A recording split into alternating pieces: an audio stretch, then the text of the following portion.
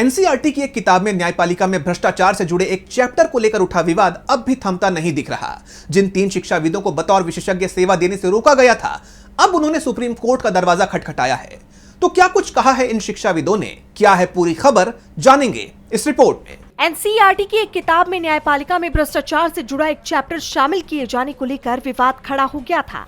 इस विवाद के बाद 3 शिक्षाविद मिशेल डैनिनो, सुपर्णा दिवाकर और आलोक प्रसन्नन कुमार को विशेषज्ञ के तौर पर सेवा देने से रोक दिया गया।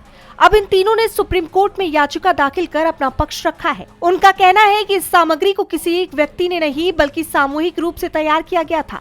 सुप्रीम कोर्ट में सुनवाई के दौरान मुख्य न्यायाधीश सूर्यकांत और जस्टिस जयमाल्या बागची की बेंच को बताया गया कि ये तीनों विशेषज्ञ अनुभवी और विश्वसनीय हैं, कोई स्थायी या अविश्वसनीय लोग नहीं। वरिष्ठ वकील गोपाल शंकर नारायण ने दलील दी कि कोर्ट की पिछली टिप्पणियों से शिक्षाविदों की छवि को नुकसान पहुंचा है।